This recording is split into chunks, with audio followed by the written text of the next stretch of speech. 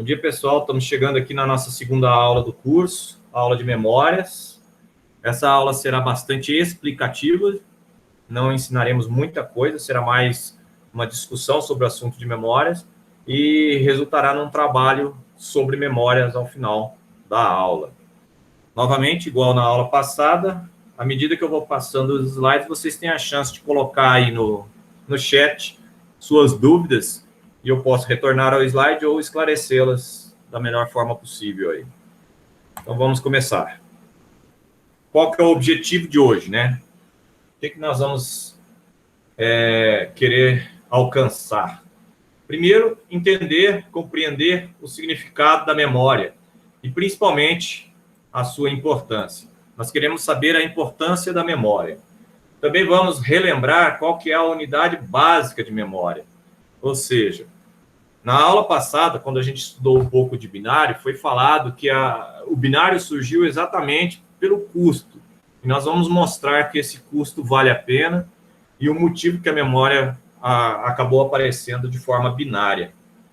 Também vamos falar sobre classificações ou tipos de memória, né?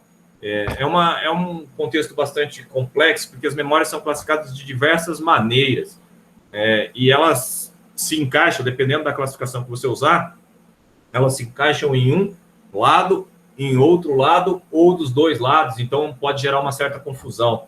E essa confusão a gente vai tentar sanar apresentando algumas aplicações de memória. E por fim, já que o nosso curso é de controle e automação, eu gosto de deixar esse questionamento aqui, né? Nós vamos usar as memórias nós vamos usar memória ou nós vamos processar? Essa é a grande dúvida no final. Quando você deve processar? Quando você deve usar memória para resolver um problema? Então, esses são os tópicos que nós vamos tentar abordar aí e esclarecer, explicando da melhor forma possível aí. Começando, então, pelo básico dicionário, né? Memória, faculdade de conservar, lembrar estados de consciência passados. Tudo que se acha até associado. Obviamente, essa memória aqui, essa definição primeira aqui, é a memória humana, né? A memória que nos faz aprender, a memória que nos faz evoluir. Não é essa memória que nós vamos ficar discutindo aqui hoje. Eu só trouxe aqui para vocês saberem do que se trata. A memória que nós vamos discutir hoje será essa de baixo, que é a memória de informática, ou seja, relacionado a um PC. Qual é? Dispositivo que pode receber, conservar e restituir dados. Então, nós usamos a memória hoje para armazenar dados em um computador e processar depois esses dados ou até mesmo reapresentar os dados. Creio que essas definições são bastante simples, não há muito o que colocar. Se vocês tiverem dúvidas, é só ir escrevendo no chat aí. Lembrando ainda da aula passada, né? Por que a memória é binária? Ela é binária porque ela é barata, porque ela é veloz e porque ela é facilmente expansível. O que quer dizer isso? Quer dizer que se eu tenho aqui uma memória de 1 bit, uma unidade básica de memória, em que eu armazeno 1 bit, eu escrevo em 1 bit, né? Aqui é a entrada e aqui é a saída. Eu escrevo 1 bit. Se eu pegar outro circuito igual, que é barato, que é simples, que é rápido, aí eu passo a não ter mais a entrada E, mas eu tenho agora a entrada E0 e a entrada E1, a saída S0 e a saída S1, formando agora aquilo que a gente viu na aula passada, uma palavra binária, tanto de entrada quanto de saída, que fica armazenado no circuito que está aqui. Essa palavra binária, ela pode contar agora de 0 até 3.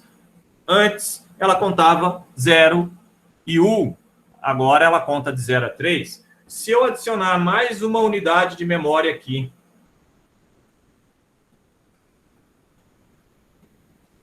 agora eu tenho uma nova palavra. Essa nova palavra, que eu vou destacar agora em outra cor, ela conta, por ser uma palavra de 3 bits, ela conta agora de 0 até 7. O 7 é o binário elevado a n menos 1, que a gente também aprende isso na aula passada, ao fazer estudos de palavra binária, fazendo análise combinatória e vendo as possibilidades, certo? Então, obviamente, aqui eu estou falando de números inteiros positivos, mas assim como o trabalho de decodificação ou de codificação que vocês fizeram, o intuito daquele trabalho era perceber que essa palavra binária pode representar qualquer coisa. Então, agora, eu tenho 7 possibilidades. Essas 7 possibilidades poderiam ser 7 códigos, ou então 7 caracteres de um alfabeto novo, e etc. e tal. Lembrando que, no estudo de codificação, eu sugeri vocês darem uma estudada no ASCII para ter uma ideia do que se trata. O ASCII, ele surgiu com 7 bits.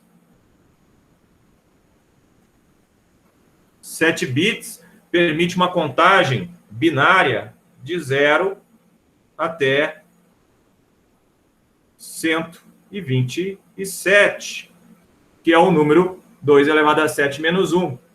Essas possibilidades foram suficientes para os caracteres básicos da língua inglesa, mas faltaram caracteres, por exemplo, para a nossa língua portuguesa.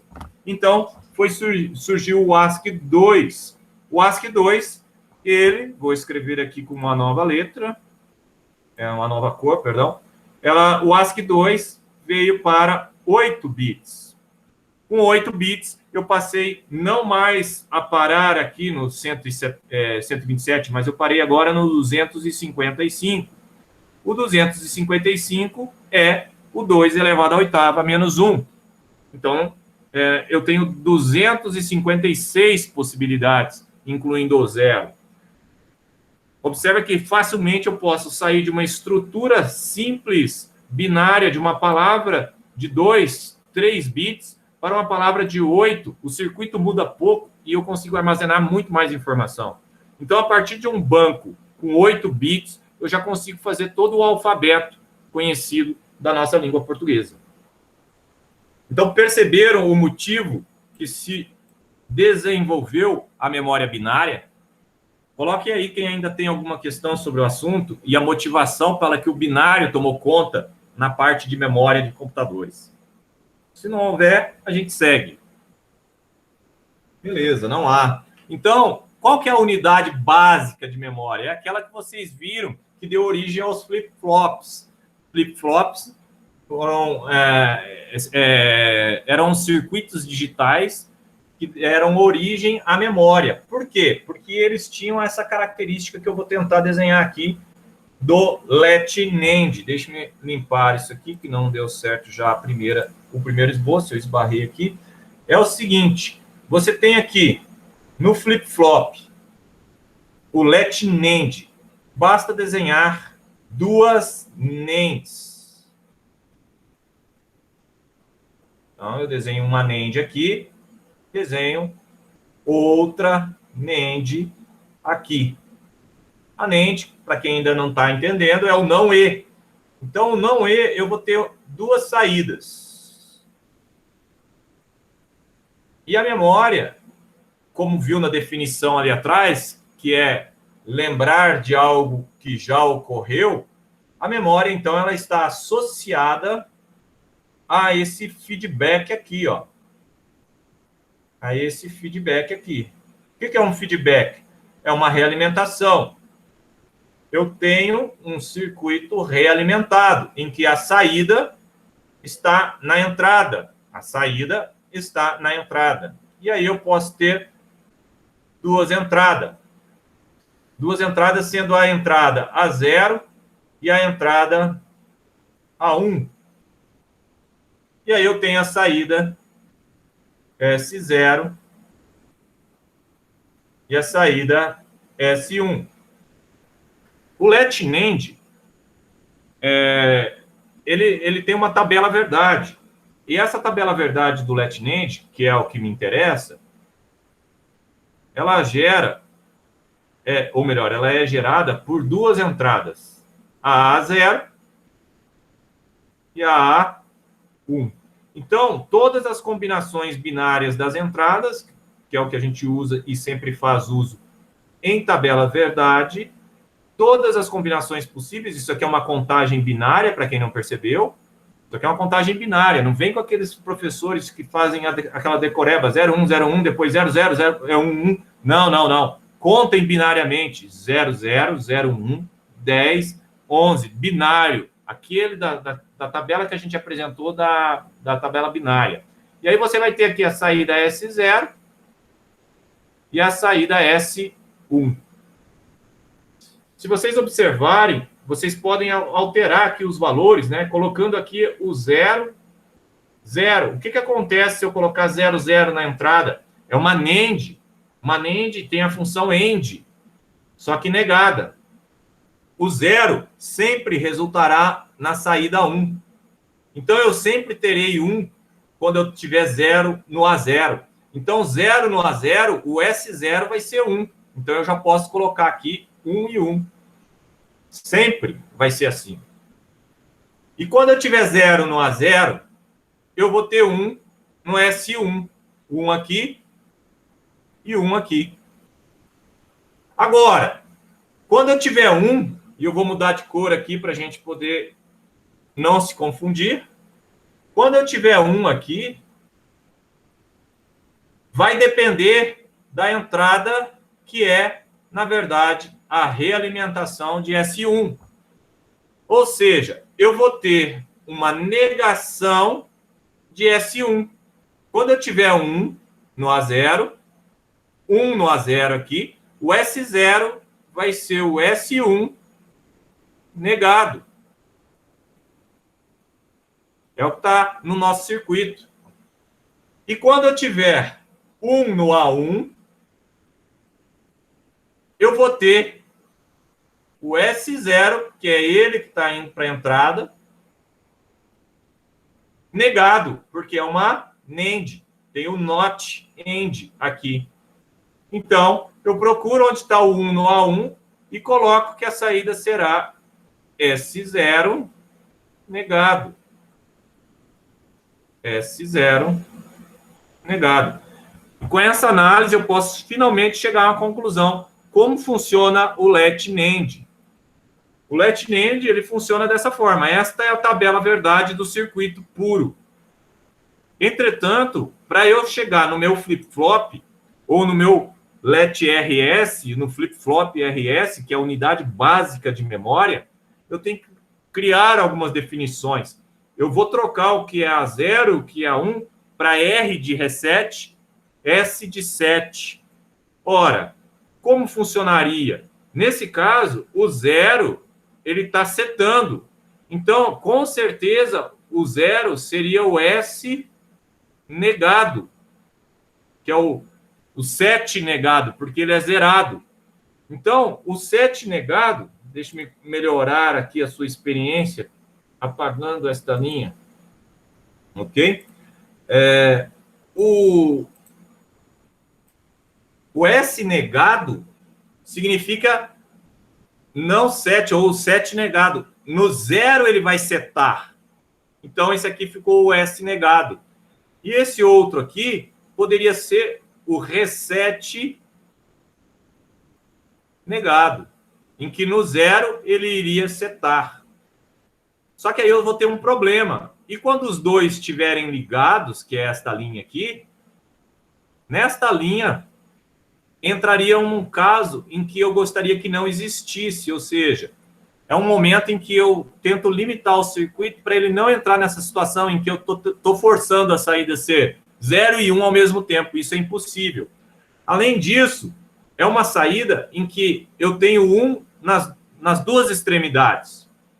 E eu não teria aquele desejado Q na saída ou o Q barra. Então, eu elimino a possibilidade de usar essa linha. Foi assim que surgiu o LET-RS a partir do LET-NAND. Então, para casa, pessoal, para casa, eu quero que vocês façam a mesma análise feita aqui no LetNor. Essa análise vai permitir vocês criarem a tabela verdade, decidirem qual é a linha que tem que ser excluída e como que vai funcionar. E aqui, refazendo para o nosso LetNend, refazendo a tabela verdade, ficaria S barrado, R barrado, Q. E aí eu teria o 00, e eu colocaria que o 00 é para não existir. Ou seja, eu não tenho interesse. Colocaria o 01. O 01, eu vou estar mandando setar. A saída é 1. O 10, eu estaria mandando resetar. A saída é 0.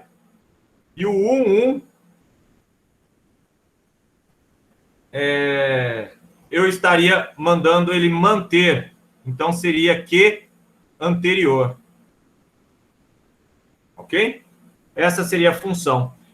E, automaticamente, a outra saída, essa aqui que foi representada por S1, esta outra saída seria o Q barra. E aí eu poderia fazer o Q barra aqui. O Q barra, ele também não teria essa linha, essa nossa análise, e ele teria que ser sempre o invertido.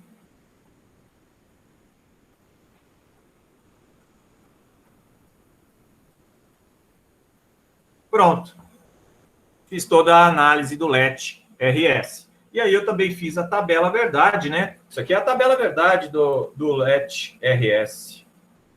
A partir dessa tabela verdade, eu posso montar outros circuitos para chegar nos flip-flops. Flip-flop toggle, usado em contador. JK, usado em contador também.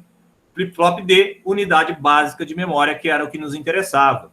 Flip-flop D também é conhecido como let ou drive. E aí existe, por exemplo, no mercado, o 373. O 7 ficou errado. Só um instante, deixa eu apagar isso aqui. Não ficou bom. O 7, o 373, é um chip de memória de 8 bits. 373. Aí não me interessa as letras e as siglas, visto que as letras e as siglas vai te dizer se ele é TTL, se ele é CMOS, se ele é rápido, se ele é lento, se ele é LS, se ele consome pouca energia, etc. Que é outra parte que vocês estudarem sistemas digitais, que são as famílias de CIs, de circuitos integrados. Mas o 373 tem o 573, um é com saída negativa, ou seja, você grava um e ele fica 0, é invertido. O importante é que esse circuito aqui, ou esse chip, né? Esse chip, ele é 8. Vou fazer um 8 melhor aqui, ou tentar. 8 vezes o flip-flop D.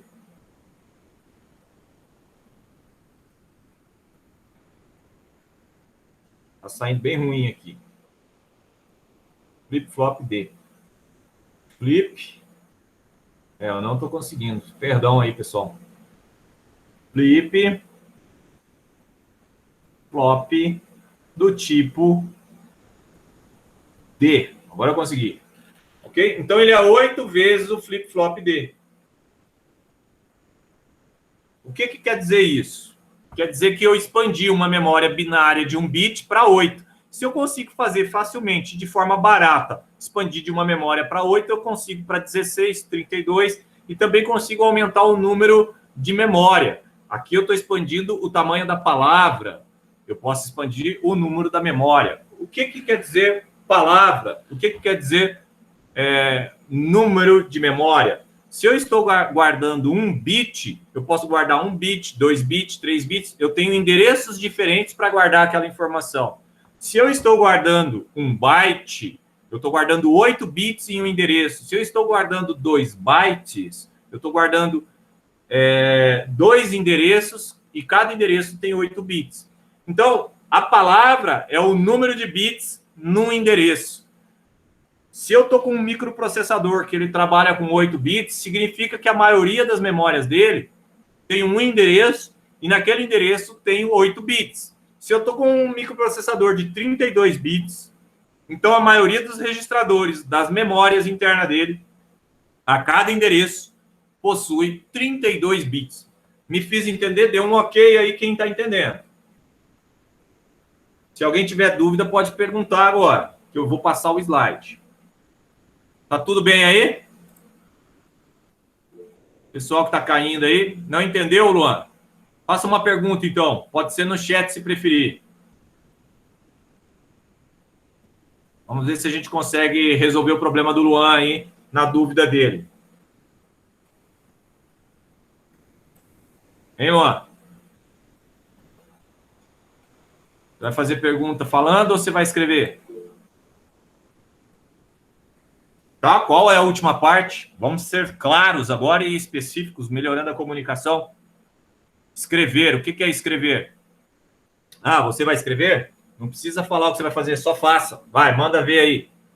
Escreva, então, sua pergunta.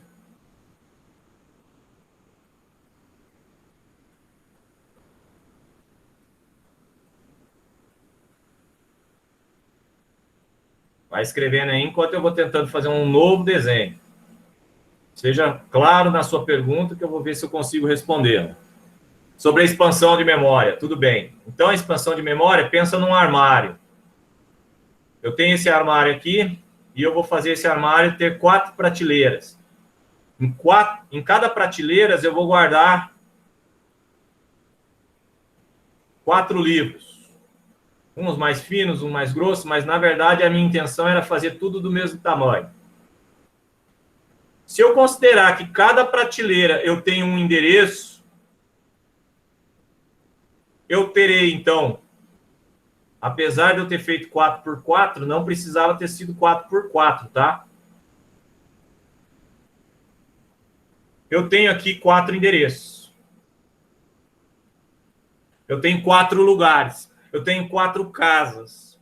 Eu tenho 4 caixas postais. Então, eu tenho 4 vezes... E como cada endereço, eu tenho aqui 1, 2, 3, 4. Eu fiz errado um aqui, né? Fiz errado vários, na verdade. Né? A ideia era ter 4, mas eu posso fazer 5 em todos, pronto. Então, eu tenho 5, é bom que fica diferente. Então, o que eu tenho aqui? Eu tenho uma palavra. Essa aqui é a palavra. Essa palavra... que é a tradução direta de Word, veio do inglês Word. O Word, que depois virou 16 bits, porque o byte são 8 bits, o Word deu origem à palavra, que queria dizer o quê? Que é a palavra em que eu armazeno dados. Se eu armazeno dados de 5 em 5 bits, a minha capacidade máxima é de contar de 0 a 31. Então, eu tenho 32 possibilidades diferentes de armazenamento de dados aqui. Se eu precisar aumentar o meu armazenamento de dados, eu vou precisar colocar outro armário desse do lado. Se eu fizer isso, colocar outro armário do lado, com 5 palavras guardadas aqui, ou 5 bits guardados aqui, eu aumento a minha palavra, não mais agora para 5, mas ela passa a ser 10. 5 mais 5. Ok? Então, eu aumentei a palavra, eu não aumentei o meu tamanho da memória. Eu continuo com 4 armários. Agora, se eu chegar e aumentar para baixo, mais 4, colocando um armário em cima do outro, com 4 prateleiras, automaticamente eu não tenho mais 4, mas eu passo a ter 8 vezes. Então, eu aumentei agora o tamanho da minha memória, o número de dados armazenados. Se eu mexer na palavra, eu aumento o tamanho da palavra. Se eu mexer nos endereços, eu aumento o número de palavras armazenadas. Ok? Me dê um ok aí, ou se eu preciso continuar essa explicação aí, Matheus. Ok? O Machado deu um ok, mas o Matheus que estava com a dúvida. Isso, você pode aumentar tanto a palavra quanto a memória. Por isso que uma memória, o custo da memória é em kilobits. Ok? Kilobits, megabits. Eu não tenho um custo da palavra em bytes. Não é normal vender em bytes, é megabits. Eu só vendo em bytes depois, ou seja, quando eu estou falando numa quantidade muito grande, porque eu não quero falar um número muito grande em bits. Mas, por exemplo, se você tem 1024 bits, eu tenho 1024 bits de memória. Como que ela pode estar? Ela pode estar armazenada em palavras de 8 bits, que é o normal. Então, para ser 8 bits, quantos endereços de 8 bits eu terei? Não é? É muito simples fazer a conta. Você tem que lembrar que o 8 bits vai levar 2 à oitava, certo? Você consumiu 8 bits.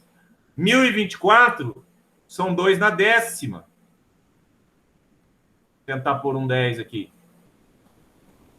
Quanto que deu a diferença? 4. Então eu terei 4 endereços de 8 bits. 4 não, eu fiz alguma conta errada, né? Não, não fiz não. É 4 de 8. É 4 de 8. Então, eu posso dizer que eu tenho 4 bytes.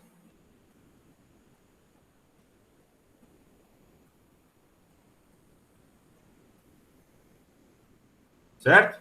Se eu aumentar aqui, ao invés de bits, colocar um K aqui, quilo, aí eu já aumentei bastante a minha palavra.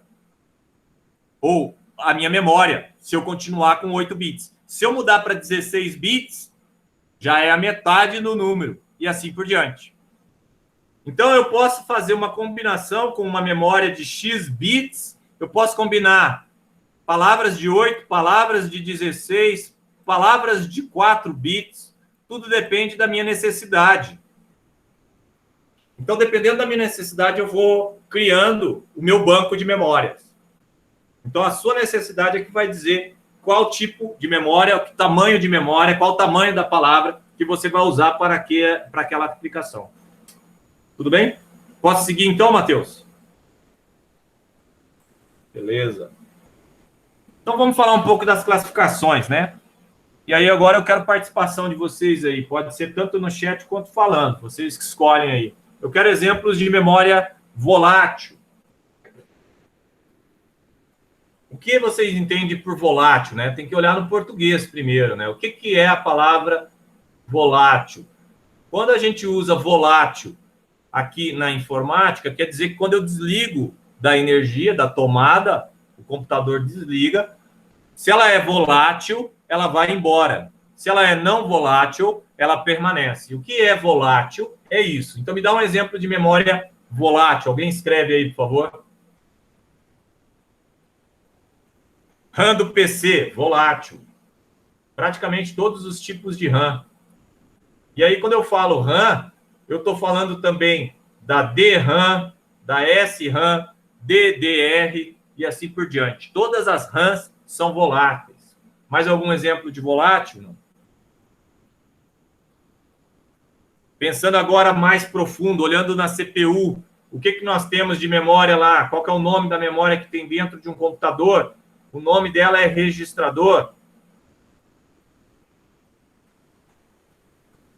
Os registradores são voláteis. Tem a memória cache. O cache é assim? Não. É com C, né? Perdão aí, pessoal. Memória cache. Memória cache, ela é volátil. E ela não é dentro do processador, mas é muito próximo para fazer uma interface entre a RAM e o processador para ficar mais rápido o acesso. E as não voláteis. Não voláteis, exemplos aí.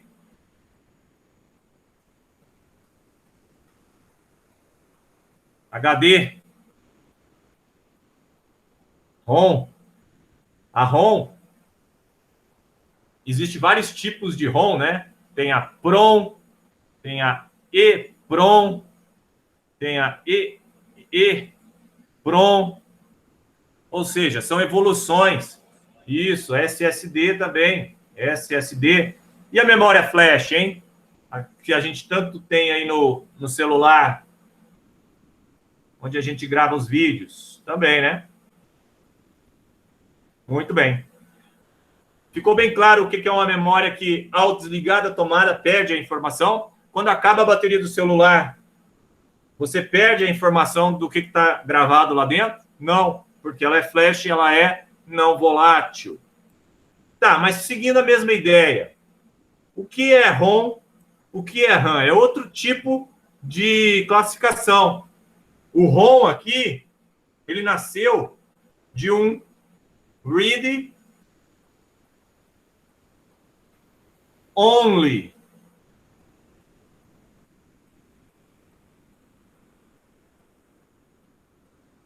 Memory.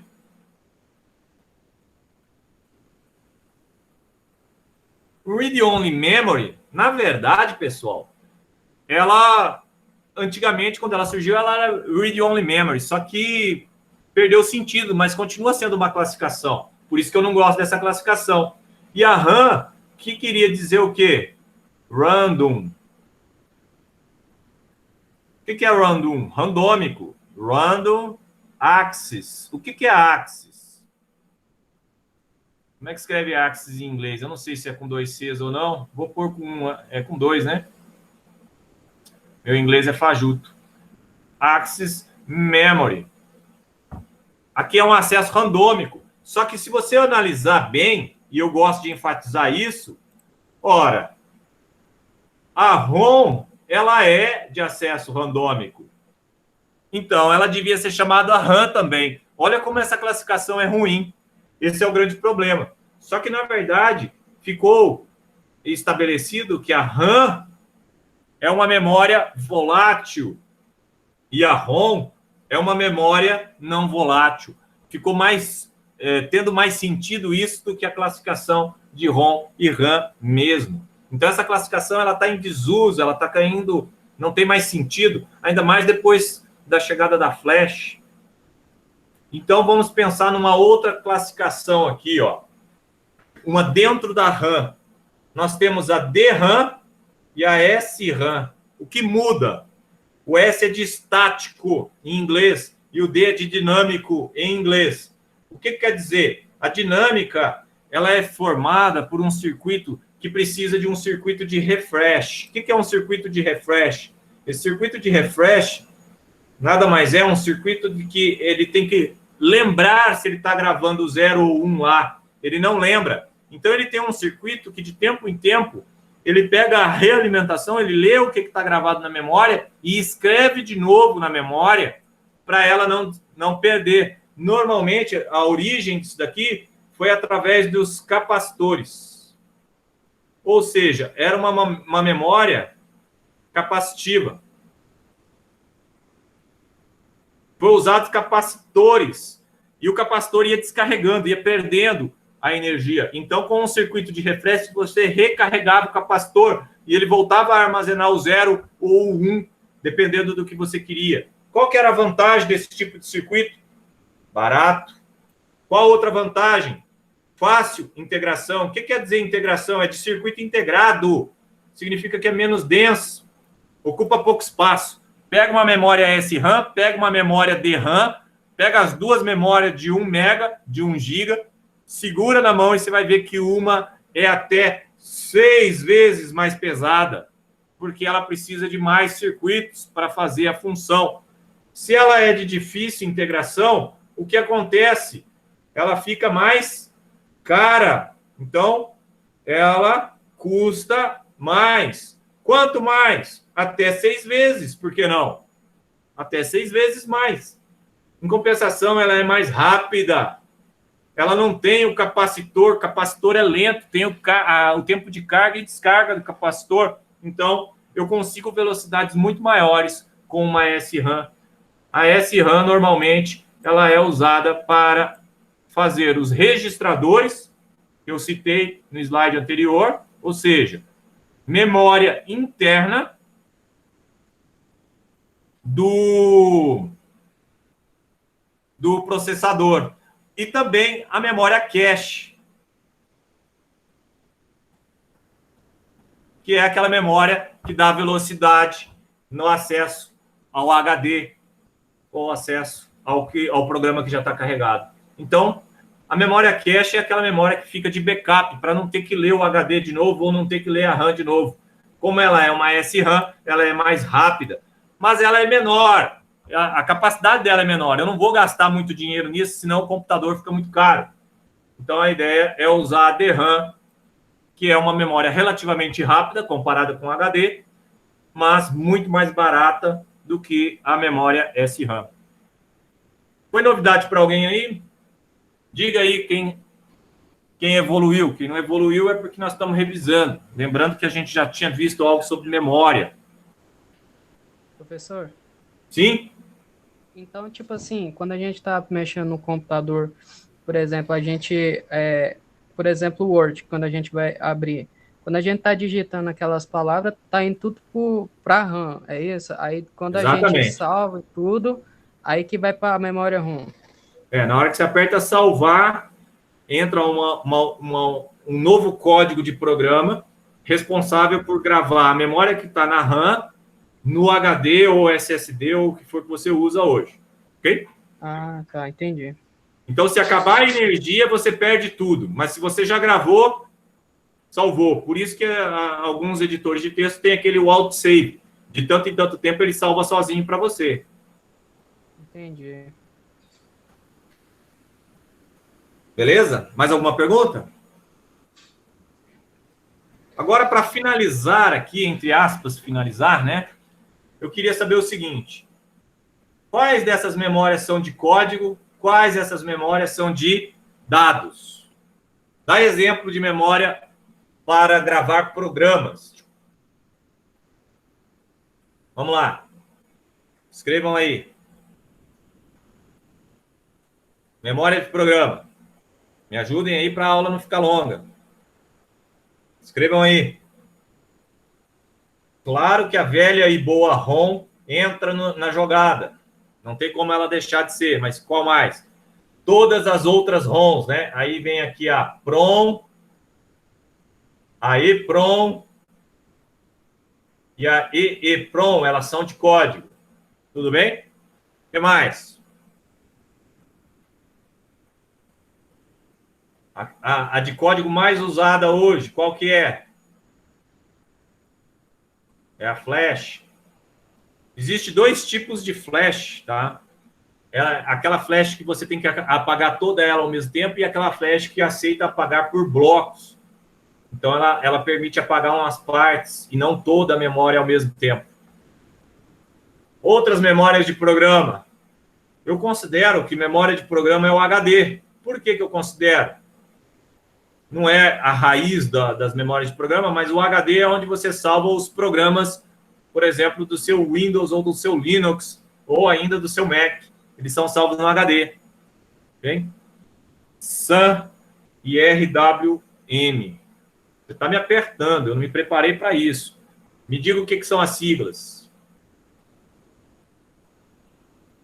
Vamos ver se você me ajuda. Eu não sei de cor essas siglas aí. Que memórias são essas? Pelas siglas, talvez eu consiga responder. Vai me ajudar?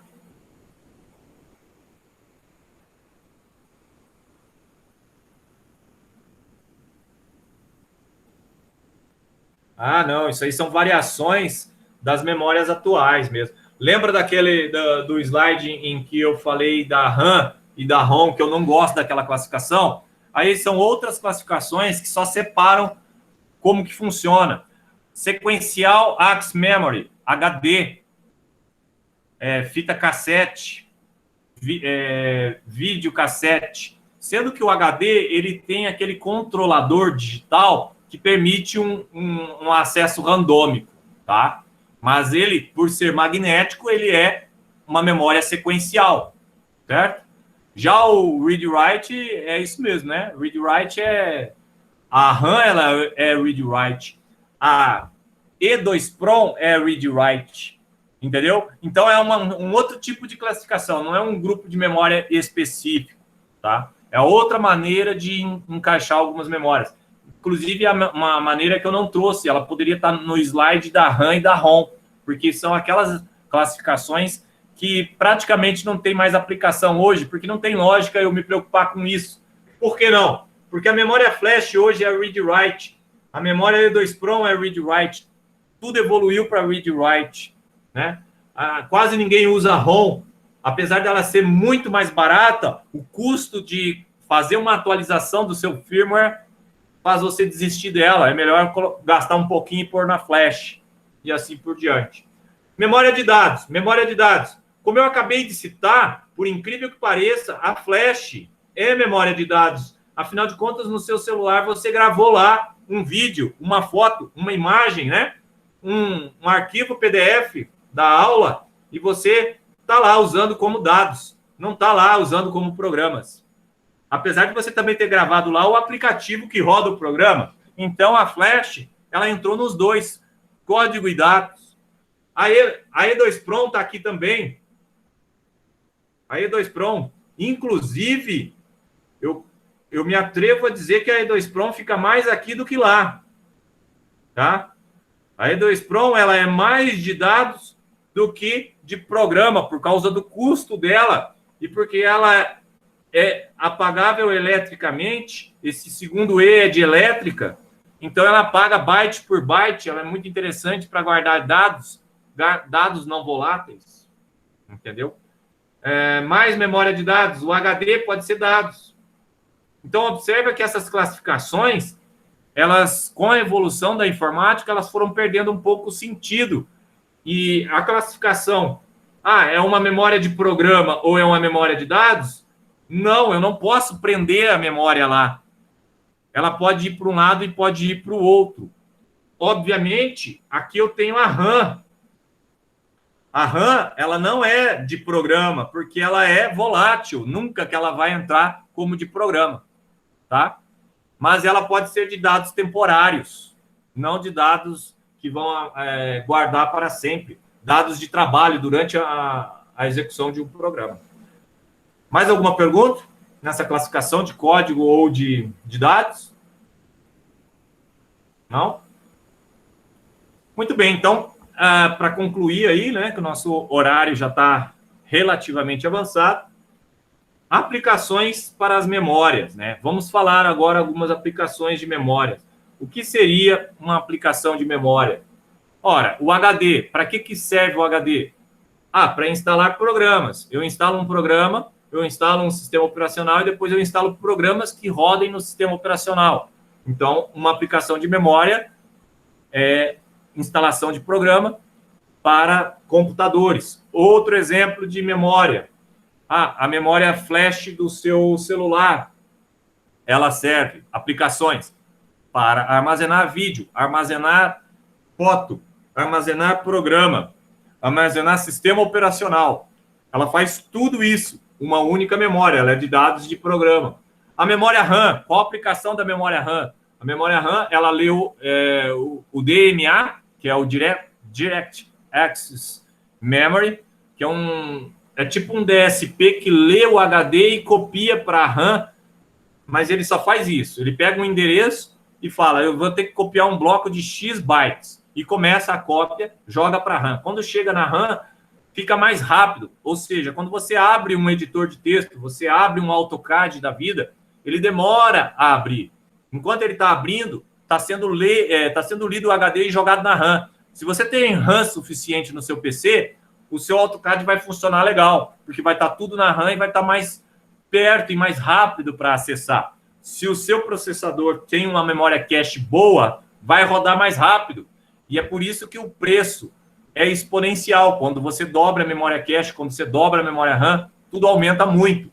Então, uma aplicação da RAM é deixar o programa fluir, rodar de forma mais rápida, porque vai ficar mais próximo ao processador, à CPU, os dados que ele precisa acessar, ele não tem que ler o HD.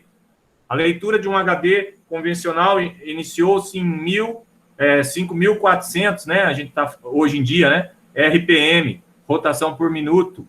Ou seja, é relativamente lento o giro de um HD, comparado com uma memória RAM que trabalha hoje na área aí de 2.600, uma média aí, né?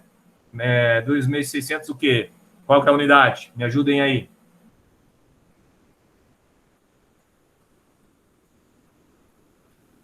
Eu penso que é megahertz.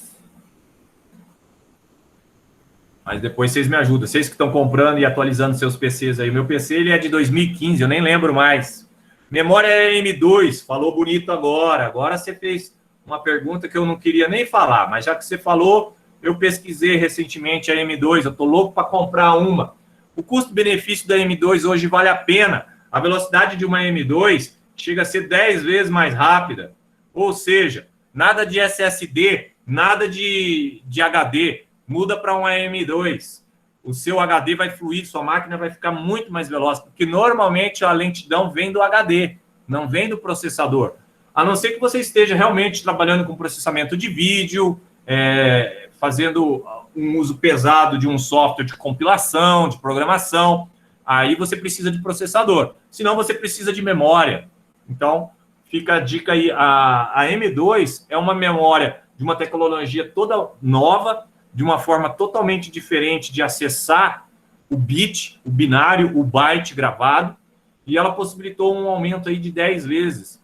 E, inclusive, o trabalho que eu iria propor e vou propor é em cima de um estudo das novas tecnologias de memória. Existe nanotecnologia surgindo também, memória biológica, né, que é ser vivo guardando informação. A partir de químicas também é possível guardar informação. A nanotecnologia foi para esses dois lados, a físico-química e a biologia. Então, eu quero uma pesquisa relacionada às tendências das memórias. Então, eu vou pedir para vocês darem uma olhada nisso daí. Tem sim, M2 tem no mercado brasileiro, não está caro, eu estive olhando. Obviamente, é tudo importado e o preço subiu, né? Disparou. Mas o custo-benefício, e além disso, você não precisa ter uma memória M2 de 1 tera, né? Você vai comprar uma memória M2 de 256 GB, ele já vai te atender a quase tudo. Você vai ter um HD para guardar foto e vídeo. Os dados você deixa no HD.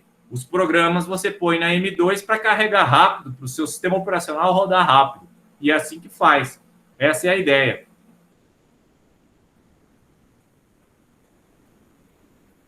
Deixa eu tentar o que o Duarte falou aí. Você não quer falar, Duarte? Esclarecer melhor o que você escreveu? Porque quando eu estive pesquisando há 1 ou 2 semanas, eu ficaria inclinado em não comprar SSD e comprar uma M2, tá?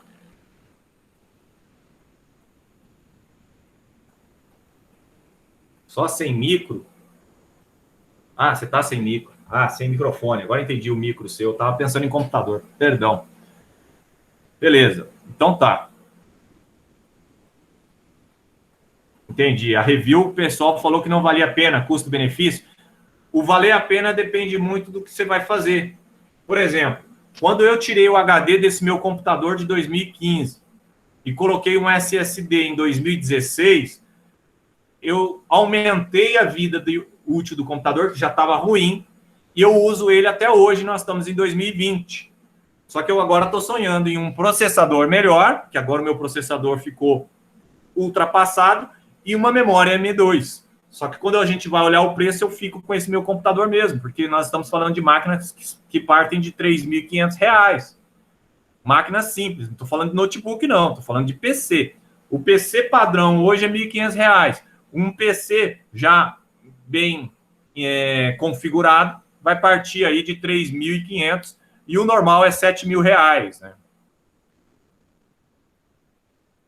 Eu penso em comprar uma M2 aí de 256 ou 240, não sei qual que é a faixa que é comercial, e ela vai atender muito bem, né? É porque tem professor... uma questão de compatibilidade, né? Que, por exemplo, você não pode pegar um processador que só aguenta 2.676 MHz e colocar uma memória de 3.200 achando que vai gastar todo o potencial dela. Tem que, tipo, tudo é muito limitado, porque se mudar um, vai acabar tendo que mudar outro. Exatamente. Você tem que olhar o processador, a placa-mãe, ver se são memórias compatíveis. Não adianta investir em uma. Nossa, comprei a memória, só que seu processador ficou para trás ou sua placa-mãe não aguenta. Você vai usar uma velocidade menor e gastou dinheiro à toa. O pessoal que está escrevendo só no chat fica difícil, tem que providenciar usar o celular. Eu já comentei na aula passada, viu, Duarte? Aposto que você tem um celular e ele tem um microfone. Você conecta 2 vezes. Você entra no PC para olhar o slide e entra com o celular para poder falar. Aí a aula vai fluir melhor. É o que eu iria comentar, professor, porque o M2 ele tem as taxas de frequência de funcionamento. Sim. Então sim. Tem que analisar também isso, que eu entendi o que o Gustavo estava falando. Eu ainda não consegui. Ele estava se referindo a essa taxa de comunicação, que aí você pode ter um M2 de baixa qualidade ou de uma qualidade muito boa e não ser compatível com o seu PC, né? Mas pelo fato de fazer o upgrade tem que tomar cuidado. Pelo fato de ser uma comunicação direta, né? Onde é ouro com ouro e tudo, é uma taxa de ruído menor. O PCI também, o mesmo aplicativo SATA, basicamente quase comunica direto com a CPU. Jair, teu som tá horrível, cara. Ninguém entendeu nada. Pode escrever.